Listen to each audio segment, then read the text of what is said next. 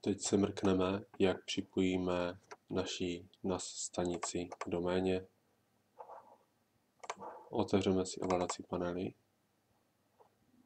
Sdělení souboru a oprávnění půjdeme na adresovou službu. A zde dáme připojení k doméně.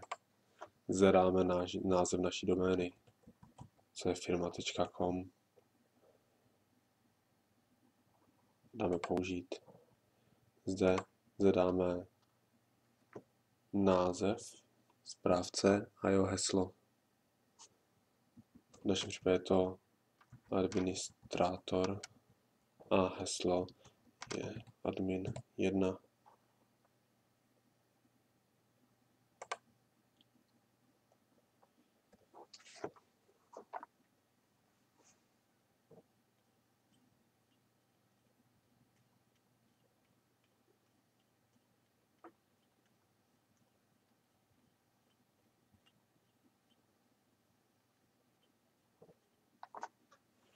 Tak nastavení bylo použito. Půjdeme na uživatele domény a vidíme, když jsme si do domény přidali uživatele Adam, tak ho tady máme. Můžeme mu upravit práva. Máme vytvořené dvě složky. Adam, když bude přihlášen na počítači, může si namapovat disk a aktuálně se složkama buď je backup nebo public. Pokud si namapuje public, tak může jenom číst, ale nemůže to nic zapisovat.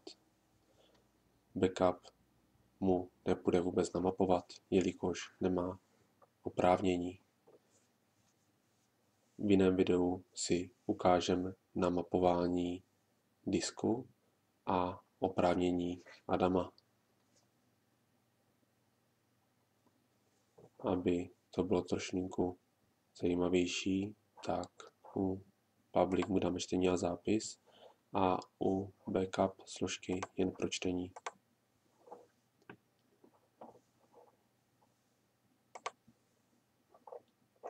A skupiny domény.